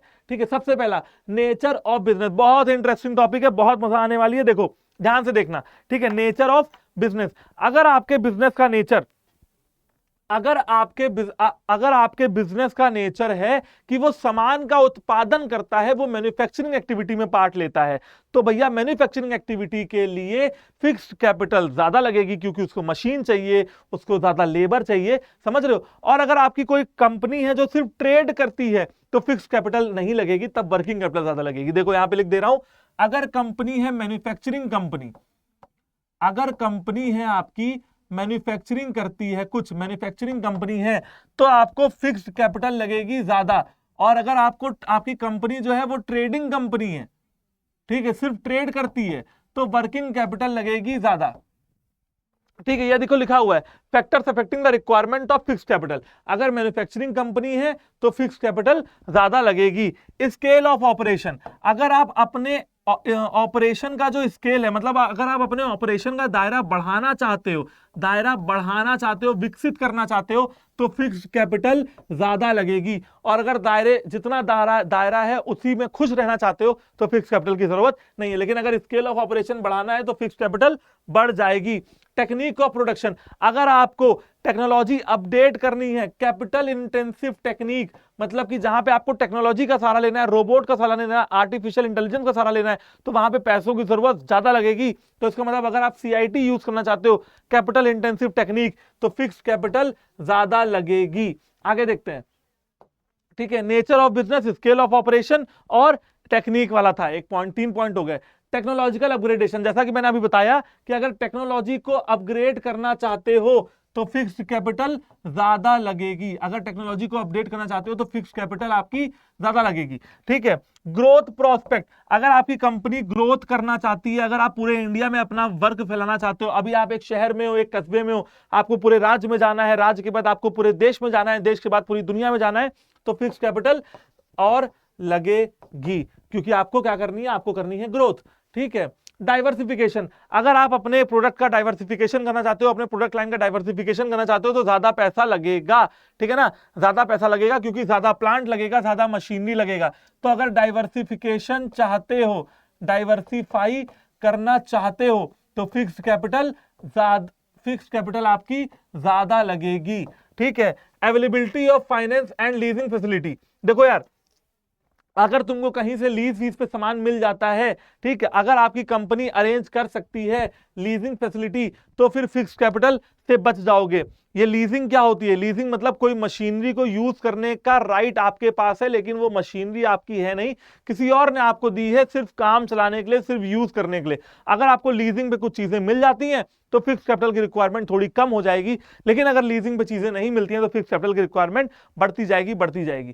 ठीक है। Level of collaboration, joint venture, अगर आप किसी से हाथ मिला लेते हो, किसी कंपनी को जॉइंट वेंचर कर लेते हो, जेवी कर लेते हो या कोलैबोरेट कर लेते हो, तो आपकी फिक्स कैपिटल रिक्वायरमेंट थोड़ी सी कम हो सकती है। अगर नहीं करते हो तो ज्यादा लगेगी। ठीक है, ये हो गया। हाँ, factors affecting the requirement of working capital. भैया वर्किंग कैपिटल की रिक्वायरमेंट कैसे तय होंगी? देखो, नेचर ऑफ बिजनेस, देखो क्या होगा बच्चों की, जब आपका ट्रेडिंग कंपनी है, जब आपकी ट्रेडिंग कंपनी है तो ट्रेड करने में पैसा थोड़ा कम लगेगा, लेकिन जब आपकी मैन्युफैक्चरिंग कंपनी है ना तो वर्किंग कैपिटल भी ज्यादा लगेगा। मैन्युफैक्चरिंग कंपनी है तो फिक्स कैपिटल भी ज्यादा लगेगा और वर्किंग कैपिटल भी ज्यादा लगेगा, क्योंकि आपको डे टू डे एक्टिविटीज में पैसा खर्च करना पड़ेगा, जैसे रॉ मटेरियल खरीदना, जैसे बिजली का बिल भरना, समझ रहे हो? तो ये चीज है। अगर आपका nature of business manufacturing company का है, इसका मतलब आपको लंबे समय तक अपना पैसा लगा के रखना पड़ेगा, दैट इज वर्किंग कैपिटल ज्यादा। तो अगर मैन्युफैक्चरिंग है, ठीक है, तो वर्किंग कैपिटल ज्यादा, और अगर ट्रेडिंग है तो फिर वर्किंग कैपिटल थोड़ी कम में काम चलेगा। स्केल ऑफ ऑपरेशन, अगर आप अपना स्केल ऑफ ऑपरेशन बढ़ाना चाहते हो, पूरी दुनिया पे राज करना चाहते हो, तो वर्किंग कैपिटल ज्यादा लगेगी। अगर आपका स्केल ऑफ ऑपरेशन बड़ा है तो वर्किंग कैपिटल मतलब ऐसा पैसा जो आप डेली रिक्वायरमेंट्स में खर्च करोगे वो ज्यादा लगेगा। ऑब्वियसली बात है, ज्यादा लगेगा। पूरी इंडिया में आपका बिजनेस फैला हुआ है तो ज्यादा नहीं लगेगा, कम में काम चला लोगे क्या? फिर आते हैं बिजनेस साइकिल। ठीक है, अगर आपके ऊपर बिजनेस साइकिल का कोई फर्क नहीं पड़ रहा है, ठीक है, और आपकी सेल्स अच्छी हो रही है, सेल्स अच्छी हो रही है तो आपको प्रोड्यूस ज्यादा करना पड़ेगा, तो वर्किंग कैपिटल की रिक्वायरमेंट ज्यादा हो जाएगी। ठीक है ना, ये हो गया आपका बिजनेस साइकिल। फटाफट से आते हैं नेक्स्ट टॉपिक पे, सीजनल फैक्टर्स। देखो यार, है ना, ऐसे सामान, ऐसा कोई बिजनेस कर रहे हो जहां जो बिजनेस सीजनल है, जैसे एसी का काम, जैसे वाटर कूलर का काम, जैसे रेफ्रिजरेटर का काम मतलब फ्रिज का काम, तो आपकी वर्किंग कैपिटल क्या लगेगी? तो आपकी वर्किंग कैपिटल बच्चों ज्यादा लगेगी, क्योंकि एसी कूलर फ्रिज जो है वो गर्मी के सीजन में बिकेगा, ठंडी के सीजन में तो बिकेगा नहीं, बिकेगा लेकिन कम बिकेगा। तो उस केस में दुकान तो खोल के बैठनी पड़ेगी ना। ठीक है, दुकान तो थोड़ी ना बंद कर दोगे 6 महीने के लिए। ठीक है, दुकान तो खोल के बैठनी पड़ेगी, दुकान खोलोगे तो खर्चा होगा, दैट इज वर्किंग कैपिटल ज्यादा लगेगी। ठीक है, प्रोडक्शन साइकिल। ठीक है, अगर आपकी प्रोडक्शन साइकिल काफी लंबी है, बच्चे पूछेंगे सर ये प्रोडक्शन साइकिल क्या होती है? रॉ मटेरियल आया 2023 में, सामान बन के निकल रहा है 2024 में, प्रोडक्शन साइकिल बहुत लंबी है, क्योंकि प्रोडक्शन बना ही कुछ ऐसा सामान रहे हैं। ठीक है, अब मान लो कार मैन्युफैक्चरिंग है तो एक दिन में तो कार नहीं बनती होगी, कार बनने में थोड़ा टाइम लग जाता होगा, महीना भर लग जाता होगा। रोल्स रॉयस वगैरह जैसी कारें हैं महीना भर लगा देती हैं। तो अगर प्रोडक्शन साइकिल लंबी है तो वर्किंग कैपिटल ज्यादा लगेगा, क्योंकि पैसा फंसा के रखना पड़ेगा ना। ठीक है, तो प्रोडक्शन साइकिल लंबी तो वर्किंग कैपिटल ज्यादा, प्रोडक्शन साइकिल हल्की तो वर्किंग कैपिटल कम। क्रेडिट अलाउड, अगर आप एक कंपनी की तरह सामान बेचते समय उधार पे सामान बेच देते हैं, तो उधार पे जब सामान बेचोगे तो वर्किंग कैपिटल ज्यादा लगेगी, समझ रहे हो? क्योंकि कंपनी में पैसा तो आएगा नहीं, तो चलाओगे कैसे खर्चा वर्चा। ठीक है, क्रेडिट अवेल्ड, अगर आपको क्रेडिट मिल जाता है इजिली रॉ मटेरियल वगैरह के सप्लायर से, तो फिर वर्किंग कैपिटल आपकी थोड़ी बच जाएगी। ऑपरेटिंग एफिशिएंसी, अगर आपकी कंपनी बहुत अच्छे से ऑपरेट कर रही है, एफिशिएंट है, पैसे को बचा के, समय को बचा के, खर्चे को बचा के चलती है, तो वर्किंग कैपिटल थोड़ी बच जाएगी।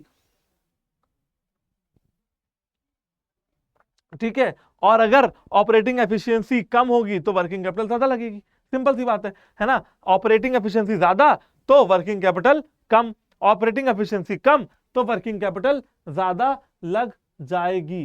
ठीक है भाई, ये हो गया। एक दो पॉइंट और बचे हैं। अवेलेबिलिटी ऑफ रॉ मटेरियल, अगर रॉ मटेरियल इजिली अवेलेबल है तो वर्किंग कैपिटल अगर इजिली अवेलेबल है, ठीक है, तो less working capital will be required, क्योंकि रॉ मटेरियल आएगा तुरंत फिनिश गुड में कन्वर्ट हो जाएगा। अगर रॉ मटेरियल नहीं है तब ज्यादा वर्किंग कैपिटल लगेगी।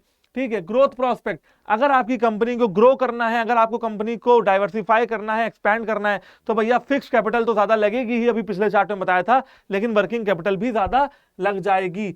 और लेवल ऑफ कंपटीशन, अगर आपका कंपटीशन हाई है, अगर आपको कुछ नया करके दिखाना है, कुछ क्रिएटिव करना है, इनोवेटिव करना है, तो वर्किंग कैपिटल भी बच्चों ज्यादा लगेगी। समझ गए? तो वर्किंग कैपिटल भी ज्यादा लगेगी। That is level of competition. तो भैया ये रहा मेरी तरफ से आपके लिए फाइनेंशियल मैनेजमेंट का वन शॉर्ट रिवीजन। ठीक है, मैंने बहुत सारे टॉपिक्स कवर कर दिए हैं। जो बच्चे एक बार सिलेबस जानते होंगे फाइनेंशियल मैनेजमेंट का, वो समझ रहे होंगे मैं क्या कहना चाह रहा हूं। बहुत सारे टॉपिक्स कवर हो गए हैं। जैसे शुरू से अगर शुरू करता हूं, रिवाइज करवा देता हूं, तो मैंने सबसे पहले आपको investment decision, dividend decision and financial decision बताया। तीनों के मैंने factors affecting investment decision, financial decision and investment decision बताए। उसके बाद मैंने आपको EBIT EPS एनालिसिस बताया। उसके बाद पूरा क्वेश्चन करके दिखाया। फिर आपका वर्किंग कैपिटल, फिक्स्ड कैपिटल, दोनों के फैक्टर्स एंड डिटर्मिनेंट्स भी बता डाले। कैपिटल स्ट्रक्चर की बात करें तो कैपिटल स्ट्रक्चर क्या होता है, डेब्ट इक्विटी क्या होता है, उसके 14 फैक्टर्स जो कैपिटल स्ट्रक्चर को अफेक्ट करते हैं। ठीक है ना, ये भी मैंने टॉपिक आपको क्लियर कर दिया है। तो भाई ये हुआ हमारा फाइनेंशियल मैनेजमेंट का वन शॉट रिवीजन। अगला जो हमारा आज थोड़ा टाइम एक्सटेंड हो गया है, उसके लिए मैं मतलब ये होगा कि हाँ भाई बड़ा चैप्टर है, तो ये कहना चाहूंगा कि बड़ा चैप्टर था, थोड़ा सा समय ज्यादा लग गया है। ठीक है, आपके मतलब आपको भी जब आप बैठ के पढ़ोगे तो आपको अच्छा लगेगा कि हाँ यार थोड़ा समय हो गया, परंतु हमारा पूरा चैप्टर, पूरा सिलेबस कवर हो रहा है। एंड अब हमारा अगला टॉपिक जो आएगा वो फाइनेंशियल मार्केट आएगा। मुझे उम्मीद है कि आपको ये सेशंस पसंद आ रहे होंगे। मुझे उम्मीद है कि आप हमारे साथ ऐसे ही जुड़े रहोगे, सपोर्ट करते रहोगे और नेक्स्ट सेशन के लिए वेट करते रहोगे। तो भाई फाइनेंशियल मार्केट के लिए इंतजार करें। फिर उसके बाद मार्केटिंग मैनेजमेंट आएगा और फटाफट से आएगा कंज्यूमर प्रोटेक्शन। मार्केटिंग मैनेजमेंट की जो क्लास है वो भी इसी तरीके से थोड़ी लंबी जाएगी, क्योंकि मार्केटिंग मैनेजमेंट भी बहुत लेंथी टॉपिक है। उसमें packaging, labelling, advertising, sale promotion, ठीक है, functions of marketing, product concept, production concept, societal marketing concept, marketing concept और सेलिंग कंसेप्ट, ये सारी चीजें आती हैं। पब्लिक रिलेशन भी आता है ना, बहुत सारी चीजें उसमें, तो उसमें भी थोड़ा ज्यादा टाइम लग जाएगा, पर हम पूरी कोशिश करेंगे कि कम से कम समय में आपको पूरा सिलेबस पढ़ा दिया जाए। तो भाई आज के लिए इतना ही, ऐसे ही अपनी तैयारी करते रहें। Best of luck, all the best from my side. ठीक है, कीप वर्किंग हार्ड। ठीक है, keep your focus on your studies right now. आपका पेपर आ रहा है, आप अपने स्टडीज पे फोकस करें। ठीक है, इधर उधर अपना दिमाग ना भटकने दें। अगर कोई डिस्ट्रैक्शन हो रहा है उसको थोड़ा सा दूर कर दें। फोन से अगर डिस्ट्रैक्शन है तो पढ़ाई करने के लिए रखें, परंतु अदर जो भी आप फोन में चीजें कर रहे हो उसको थोड़ा सा साइड कर दो। एक बार पेपर हो जाएगा, एक बार किसी कॉलेज में आपका नाम आ जाएगा, दाखिला हो जाएगा, एडमिशन हो जाएगा, चीजें जिंदगी में सॉर्ट हो जाएंगी, चीजें कूल डाउन हो जाएंगी और फिर आपको अपनी डिग्री पे ध्यान देना पड़ेगा। तो 3-4 साल तक आप आराम से कॉलेज लाइफ एंजॉय कर सकोगे। तो भाई ये सारी बातें, इन्हीं सारी बातों के साथ मैं आपसे अलविदा लेता हूं। अगली क्लास में आपसे मिलूंगा। टाटा, टेक केयर, बाय बाय।